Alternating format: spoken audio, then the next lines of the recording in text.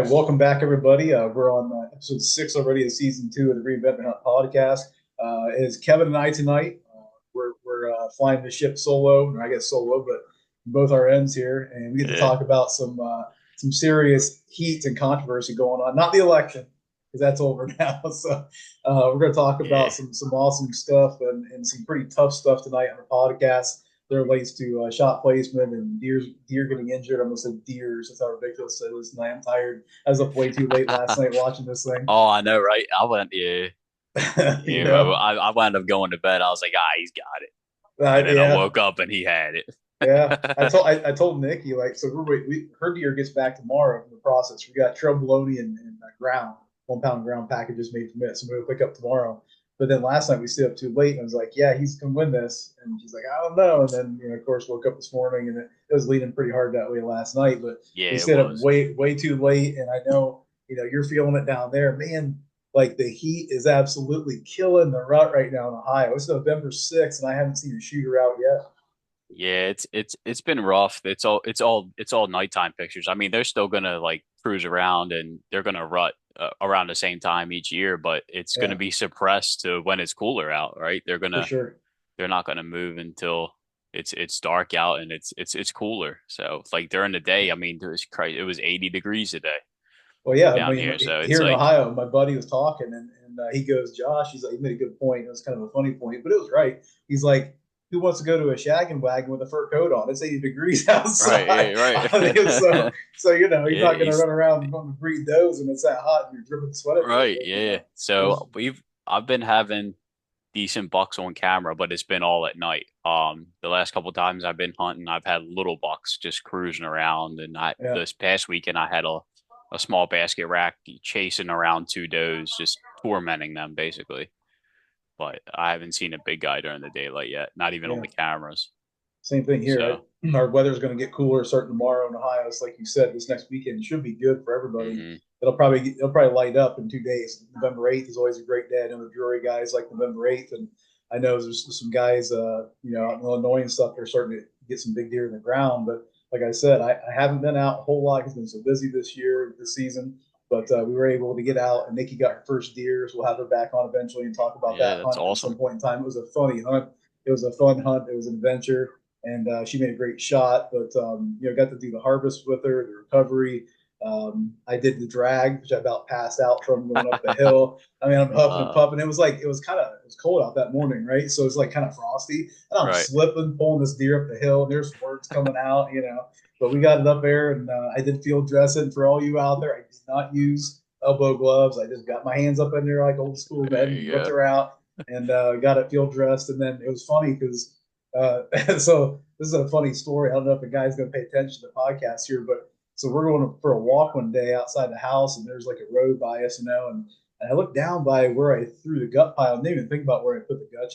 And there's this big old neighbor dog down there just mowing in the gut pile, just Oh, going to town. And I looked at her and I was like, I wonder what that dog, oh, mm, down there eating the gut pile on it. So oh, I that's don't know. nice. That family Whew. got a nice treat later, in the evening or Yeah. what, but man, that would be not fun later. Yeah. No, it wouldn't be. I didn't think for a minute, but I want to get in this video tonight because this deer video blew up my page when I posted it, and of course it was really controversial. So I want to start by saying that yes, out there for everybody that saw this video on the page, it is not AI. It is a real Moultrie cell cam video from a local person to me in the Central Ohio region, is what I'll say. And the person gave it to me from a primary source, his own cell camera, and said, hey Josh, this is crazy, but this is behind my house.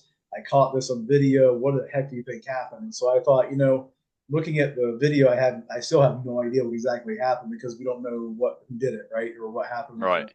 the hunting incident. But the arrow, the deer's head. First of all, if you look really carefully, you don't have to look careful at all. I mean, if you're a hunter, it's a compound arrow or at least a vertical bow arrow. Okay, for Right. sure. It's not a crossbow bolt, and it's sticking out, protruding from this thing's nose or face. And as the buck walks up, you can see the video on our page. You can see the cell cam caught it walking with the arrow in its face, and it would absolutely light up people that are anti-hunters. So I just wanted to throw this out there because I didn't want to be disrespectful to the animal or the hunters or the anti-hunters. Quite honestly, I did it without any disrespect toward anybody, but to engage in conversation. What I think happened was some real good conversation with it over the past week and a half. Right. Yeah. I see some of the comments on there and bashing like the hunter, and it's kind of ignorant because nobody knows what happens, right? There's so many, Yeah, as any hunter knows, there's thousands of variables that go into each hunt, each shot you take. Anything can happen, right? So, I mean, whether he took a bad shot or not, we don't know. To don't be know. honest, we don't Yeah, know. don't know Like, the hunter. there's so many things that can happen. The arrow could hit a branch and deflect. The deer moves in an instant. I mean, if that deer was on a high alert when it was shot, then Mhm. that deer can move in an instant and cause that. But so it's like I said, there's thousands of variables that can go into that. Yeah, I didn't know where it was going to go, to be honest. And when I posted it, I had reservation, Kevin. I thought, maybe I don't want to post this video. And then I thought, I guess what I would say is I was gutsy enough to post it with respect to, hey, we can have a civil conversation about this. All right. And there were some comments that were out of bounds, Mm-hmm. and I did steer and I said, hey, we do not know the hunter and don't know what happened here. And like you said, the deer could have moved, there could be a branch, the anything could happen. The sunlight could have hit the hunter's eyes last moment. I Right. mean, it could Maybe have had maybe something happened with the bow yeah, that it was could have had a bow completely out of malfunction, yeah, right. Like release error. yeah, it's so many things that could have happened. I think you want to hope it's an accident. Like Right. obviously, like but there are people out there too. Like there were a few people that said, sometimes I'll take a headshot on a deer, and in my personal opinion, an archery headshot on a deer is just a probably real bad choice. It's There's a hundred about percent, hundred there's percent like a a bad choice. 99% chance you're gonna injure that and maim them. You know, Nah, it's that's a terrible choice. I mean, I think like a quartering two shot, straight on shot. I think they're terrible shots with a they're bow. terrible shots. Yeah, They're you know there's only a small window to fit that arrow in to get a kill shot when they're quartering that hard to you or yeah. straight on. And not a lot of people can do it. And even if you can do it, there's too many variables that can happen to make that shot not good. You could be the best archer on the planet, and Right. there's too many variables that go into it. And I Yeah. think like as young hunters, uh, I think we all used to be like that. We take marginal shots, hoping for the best. Yep. It's very hard to let a big buck walk by Right. when you're young and you're just starting hunting, right? You're just trying. So you're just like rushing everything. You know what I mean? As soon as that buck walks in, you want to draw back and just shoot, no matter what the shot is. Yeah. But as we grow and mature as hunters and outdoorsmen, we need to just. It's better to let that buck walk by, not knowing you're there. He'll be back. He'll Yeah. be back. And you have Like maturity, like you said, you have yeah. maturity, you're gonna do that. But when you're young, Mhm. man, we've all been there. I have slung stuff. Now, you know what I'm saying? Like you and I, Yeah, I'm sure we can sit here and tell absolutely. stories of that.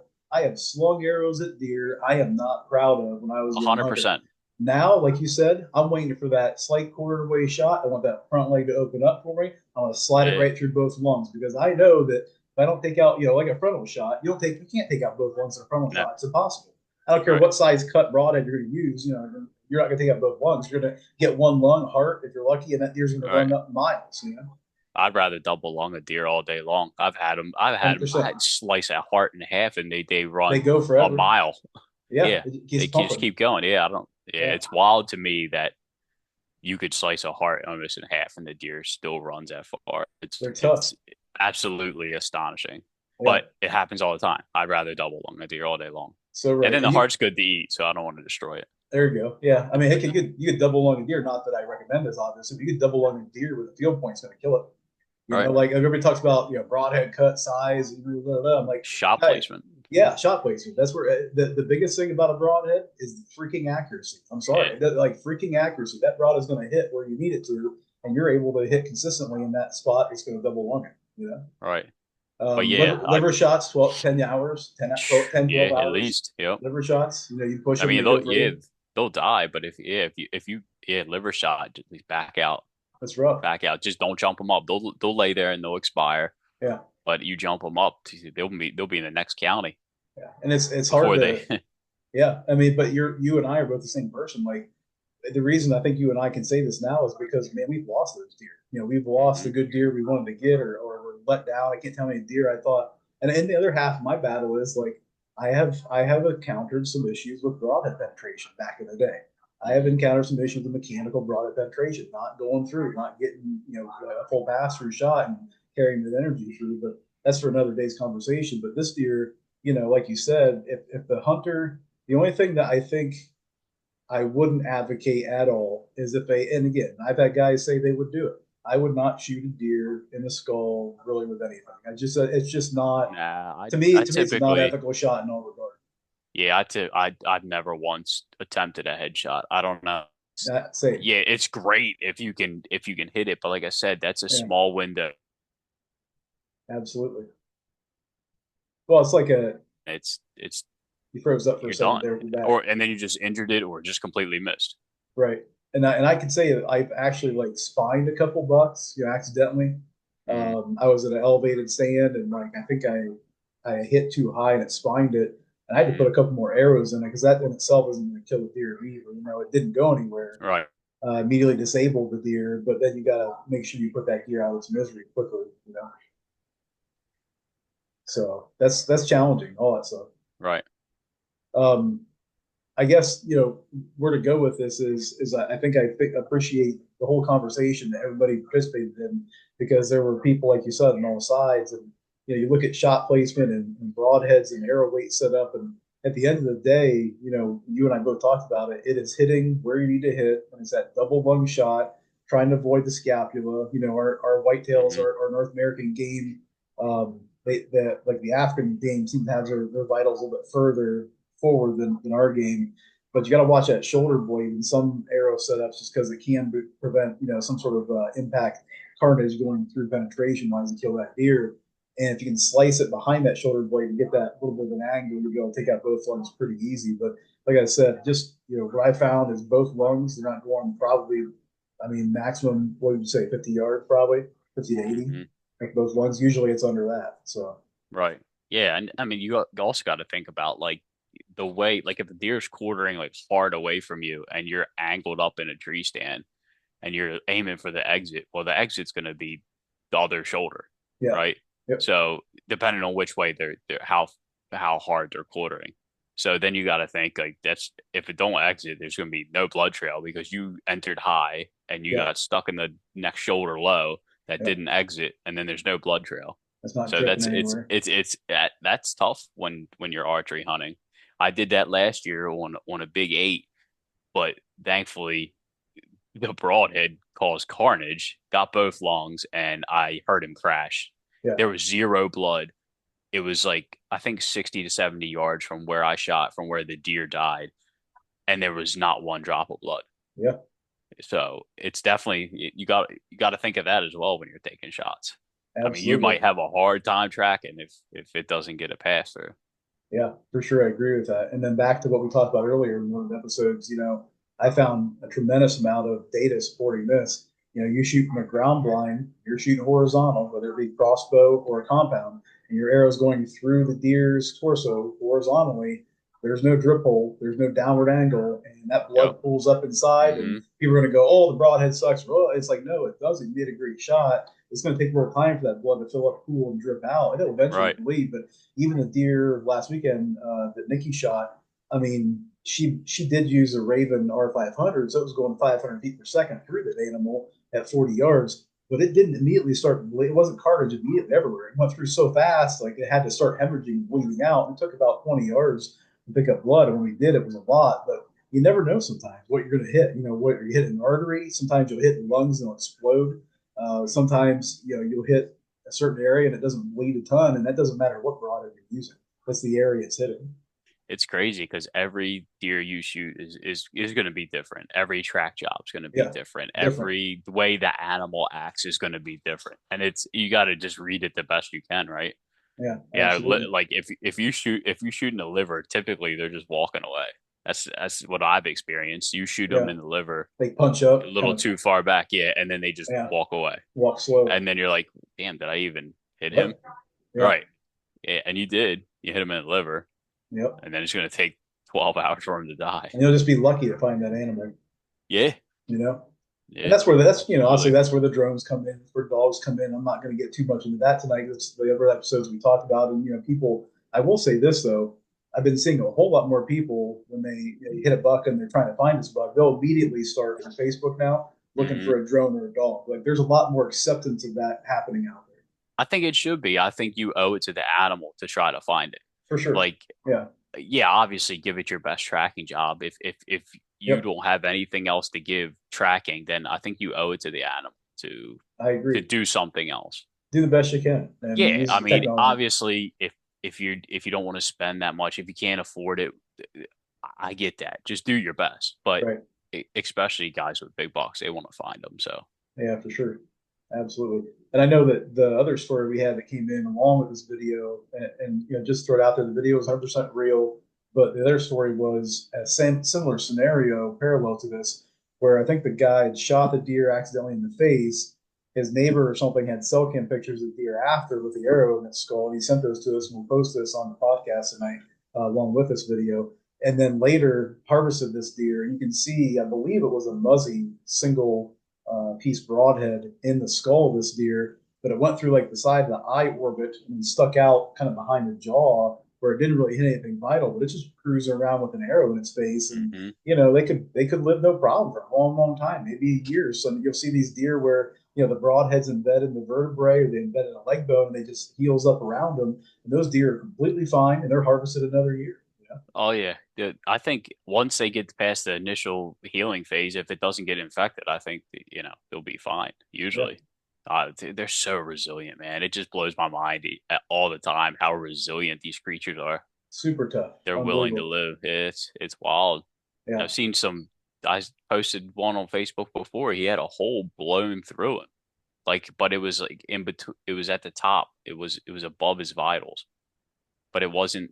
You probably seen that. Yeah. I've You seen could that see one. right Yeah. through the It's a deer, big and he was hole. just walking around. I've seen videos where half Yeah. the deer is missing. Obviously, that deer is not going to survive, but still, how he survived that long and just Right. walking around is wild. Yeah, and I would say like if you're a hunter out there and you make an opportune shot or you screw up on something and you hit the deer, I would think you'd probably want to spend the rest of your season trying to take that deer out of the herd at that point. Like put anything you could Oh, into if absolutely. you knew you didn't kill it, get out there, and that's what this guy is doing with the trail cam video. He's saying, Josh, I was after a different buck on one of my cameras, but now that I saw this happen on my camera and came through, I'll take my tag and go and take that buck out of the herd, give him a chance because it needs to be taken out probably.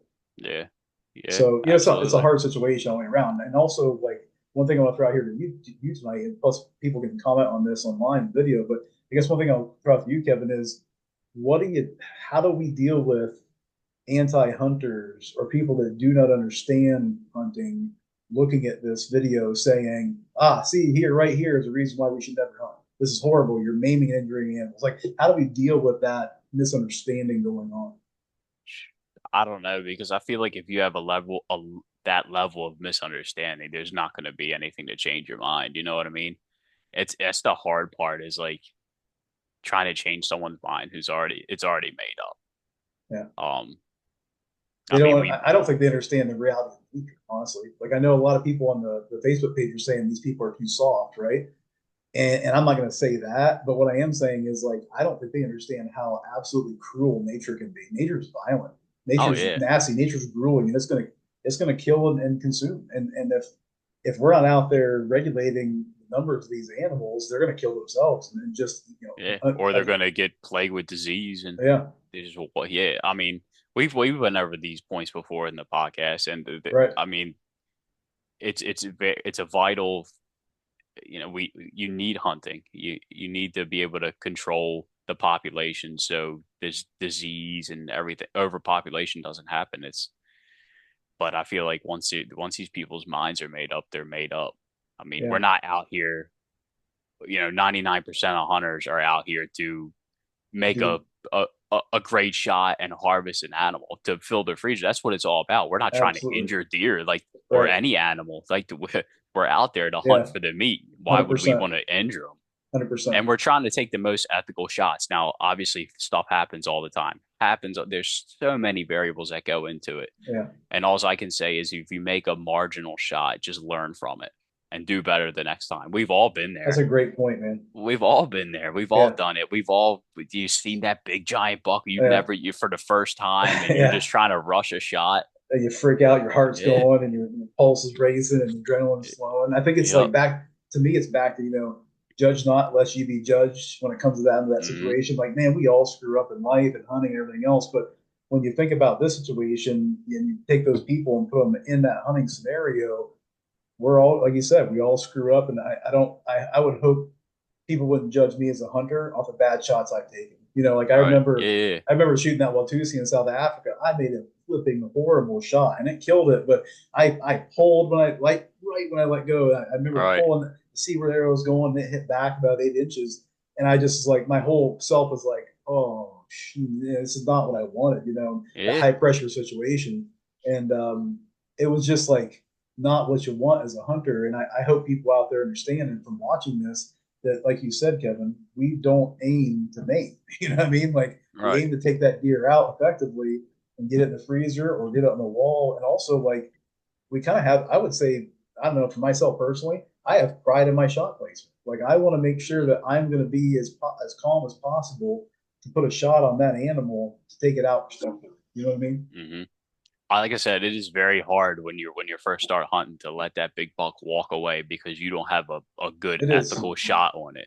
But Yeah. once you do it the first time, you'll be all right. Like it feels a lot better than taking that shot and messing it up and wounding the animal and not finding it. Because if that deer doesn't know you're there, it'll be back. Just let him go. Yeah. I mean, half the time they might circle around and come in, a different direction or something. Give it another You shot just you another just day. never know. Yeah, you just never know. And Yeah. like you could have the most perfect shot lined up, and then your nerves get to you, right? So it's all about experience too. Like Right. when you're not used to seeing big deer like that, your nerves get the best of you. It could be the most perfect lined up shot, and then you're just shaking like a leaf on a tree. So You just shank that's it. that's what I'm Yeah. saying. Like, it's so many Yeah. variables that go into this stuff, and Yeah. each person is different. You might have one guy that's a 150-inch deer like is nothing to him, right? Like Right. sees him all the time, and he got nerves of steel. It don't bother him. But Yeah. somebody else, they might be shaking out of the tree stand. That's So absolutely a great it's point. it's it's so many variables, and to each different person as well. So I think we need, the comments about the horrible shots and stuff, not even knowing what happened. It's just ignorance, to be honest, and Yeah. it doesn't help the hunting community. It doesn't help It us. And I doesn't. think I think that's the biggest thing at the end of the day. Like, I'm sure these guys and gals that are saying stuff like that are hunters, and while we respect them, try not to hurt the sport. Try not to hurt what we're trying to do, which is like get more people into it and learning from it, and you're growing together. And it's like stuff like that. I think like you said it best. It just like it starts to drive people away, and then it hurts all of us. Right. Like we already have enough people against us. Let's stand together. Stop. The ignorance is unreal with some people. Yeah. No, I We agree don't we don't 100%. we don't know what happened. If it was a bad shot, it was a bad shot. Then we could talk about it. But honestly, we don't know what happened. Right, right. No, I have been proud of some shots I've taken. I remember, and then a couple of them were just inadvertent. I had that Impala that dropped on me in South Africa, and it was a shot was on, but it was just too fast for the bow and the arrow Hmm. setup I had, and that didn't work out well. But at least I cleared that animal and didn't hit it at all. And then I actually, I had a shot on a big 400-pound black bear. I screwed up because he was quartered away really hard. I had the shot at 30 yards, and I had it on him, but as soon as I settled the pin, I remember what my brain did. When I let go, he like for some reason turned his head, and when he turned his head, his whole body spun around, and I hit him square in the back hip. And man, he let out like a raw, like I had swatted the arrow out, and my whole entire body just went because like not only was I scared to death, he's gonna kill me at that point in time. I didn't.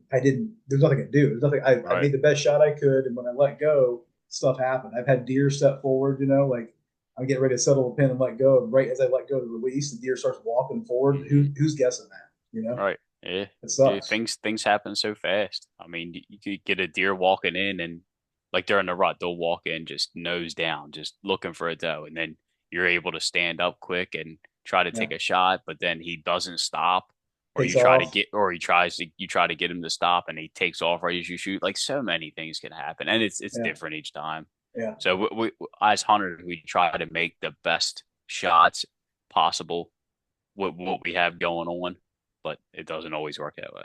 yeah. No, I agree 100%. And I think one thing we can all do is just learn from the video, and that's why I took the chance to post it and talk about it and have the discussion. It got lot of shares, thousands of views. And I hope everyone out there had a chance to sit back and really think about that because, I had to really think about it before posting it because a lot of people probably wouldn't even want to deal with that. But I thought, this might be an opportunity for us to have this community conversation, starting with the Right. video and then kind of ending with this podcast episode to talk about, for lack of better words, shit that happens. This is one of Hmm. those things where it's an outdoor situation, it's a real hunting situation, and when you're out there, there's 1,000 things that you wouldn't think that are going to happen to you, and you're going to screw it up. And then what happens is, as a hunter, you start realizing how to eliminate the variables that screw up stuff for you, and over time, you get better at it. But then, unfortunately, more things pop up you didn't know before too. I mean, it's yeah, Yeah, it's different each time. Yep. yeah, It's yeah, definitely like yeah, like you said, once you get one thing down, then you're like, oh, shit, I've been messing up this. yeah. It takes a lot of hunting and a lot of experience. And if you say you haven't messed up a shot, you're lying or you haven't been hunting Exactly, 100%, enough. 100%. So Yeah, I've it's had I've happened to all of had us. I've had guys, say, "Well, why'd that deer go more than 20 yards? Every deer I've ever shot goes 20 yards." And I'm like, "There's no way every deer you Yeah, shot's what only you ever shot got three 20 deer? yards. Like You yeah, shot 3 deer in your life." right. Yeah, it's Yeah, yeah, right. It's like I said, I shot last year I shot a sick deer with a shotgun and blew its heart in half and it still ran 120 yards. So yeah, you never it's know. wild. Yeah.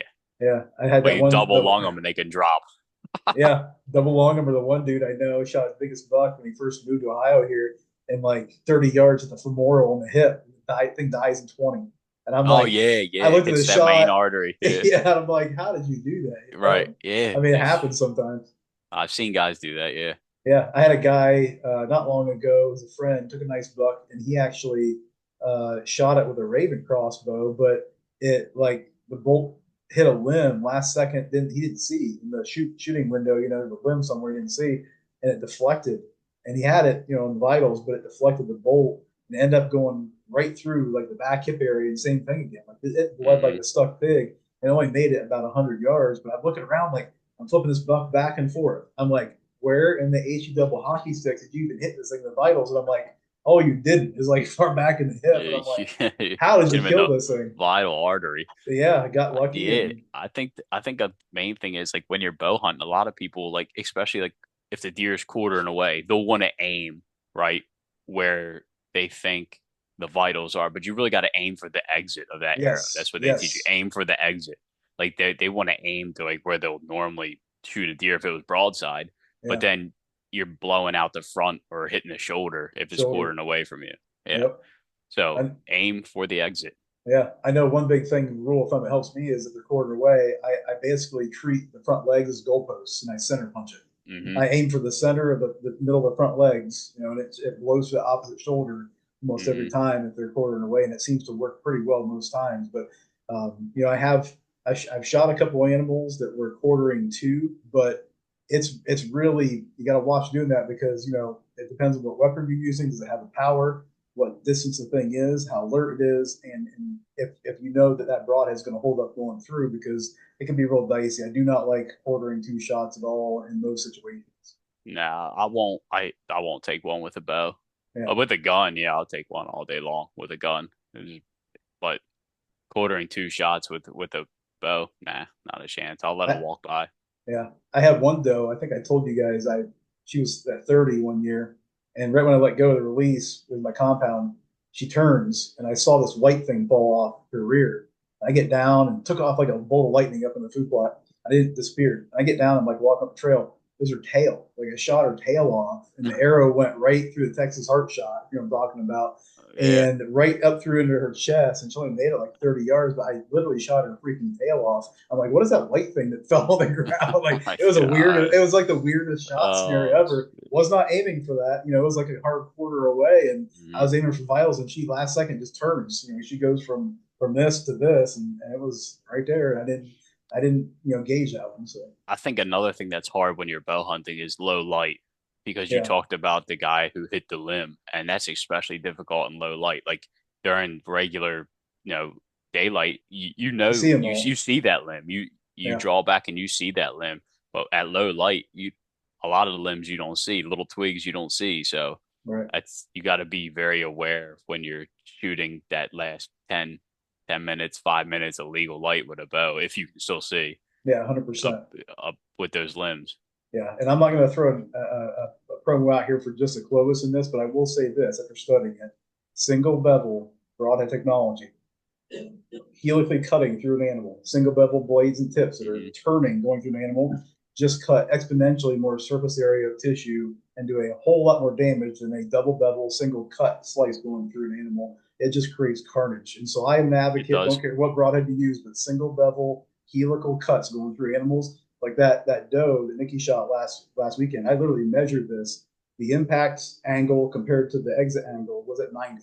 So when that broadhead hit, it turned 90 degrees before it came out, and it just does a tremendous Hmm. amount of damage to the It does. limbs. It absolutely destroys them. Yeah, Like that buck I shot last year was with the Clovis, and it absolutely carnage inside there. yeah, it does a lot of And then, damage. but then I didn't have an exit hole because like I was saying, the quartering away shot got, you know, it hit the other shoulder and didn't Stuck come in that out. other Yeah, shoulder. it basically got stuck inside underneath its shoulder.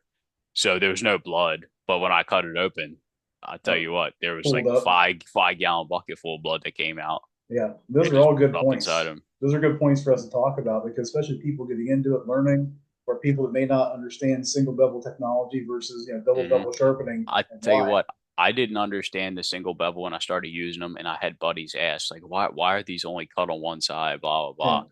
I couldn't explain it to them at the time. I didn't really know. I was trying them out, but it makes sense, and what you're saying is absolutely true. And with the single bevel, they're a lot stronger as well. Like you're not gonna, you're not razor sharp where you're gonna cut your finger by just touching them, but they're they'll strong. cut, yeah, they'll cut through a deer no problem, or any animal you send it through. But they're strong. I've reused the same broadhead 3 4 times now on animals. I haven't Yeah. done anything but rinse them off. And that's what we're looking for. We're looking for the Right. fact that those blades are solid stainless steel. They're single bevel sharpened. They're sharpened from the set screw hole down. So if you notice around the top of the blade where it pivots around the set screw, Hmm. it doesn't start getting sharpened until below the set screw. That way, Hmm. when it pivots, there's substantial stainless steel there around that set screw that holds it Right. in. But it does make a difference in any sort of single bevel versus double bevel you're talking about. You want those windows, and you don't want blades sheared off. You don't want blades bending and breaking and snapping because you're going through a huge amount of bone tissue at tremendous force. And also, Hmm. we talked about slamming back and bending the tips of the blades and doing all sorts of mangling going on. I'm a huge proponent of trying to keep your broadhead blades as thick as you can, but also durable as you can. And there's also like a moderation there. If you get your broadhead blades too thick, then you start getting more resistance and you start getting Hmm. more drag than you do Right. anything. And so I think in my personal opinion, I like a nice 39 thousandths thick single mechanical blade does a great job at being real durable. Like I said, I haven't seen a blade break in the Clovis in a long, long time. Yeah. No, I haven't broke any yet, and they cut through the animals like it's nothing. People think you need a razor sharp where it cuts your finger by When you just touch tapping it, it. Yeah, yeah, people think that's like, oh, that's the broadhead I need. No, yeah, it's really not, because the first bone it it hits, the rolls. blades are gone, Yeah, and the blades break because they're so thin, because yeah, they're sharp, that they're useless after the first time to an animal. yeah. Or you So, get another point with that is like the real sharp needle point tips on some right. of their broadheads. Hmm. Like they look great. They're going to cut the crap out of your finger and poke it if you touch it, but as soon as it hits the bone, it just rolls. Hmm. Yeah, You know, it doesn't, it's like good marketing, yeah, but then they don't talk about the flip side of, now I need a new broadhead every time I shoot, the performance or new aspect of it. blades. Yeah, yeah, Yeah, exactly. yeah. It's great marketing, but it's terrible in the long run. Yeah. Well, I think the ending answer to this video is, number one, it's real for everyone out there. I verified that before I posted it. Know the guy personally. Didn't want to, locate the exact location, but I think the discussion that it's had, you and I, and also just in the community online, has been really good to get out there and maybe even hopefully reach across that aisle, so to speak, between people that that would accuse of being horrible people that maim animals. To help us understand, like, we're human too, and sometimes things happen in hunting. If you're not a hunter, that you screw up and you try to do the best you can. So I think, Kevin, tonight we've been able to kind of sort this out a little bit, and hopefully people out there are hearing the reasons why things can happen this way. Hmm. Yeah, there's just a ton of reasons where stuff can happen this way, and then it affects us a lot when we have a bad shot. We're not It happy does. about it. We're hard on ourselves about it. Yeah. And the only thing we can do is learn from it and be better. So All right, man. Well, I appreciate you coming on tonight to talk about it. absolutely. It's kind of a hard discussion to have. It Yeah. really is.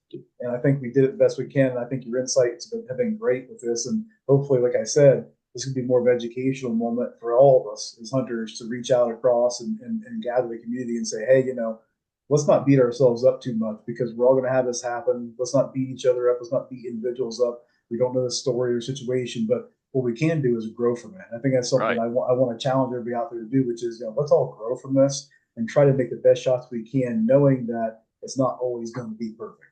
Yeah. I challenge everybody to do that in life because I mess up every single day. Just learn from it, be better. You bet, man. Hey, I appreciate you. Absolutely. Take care. You too.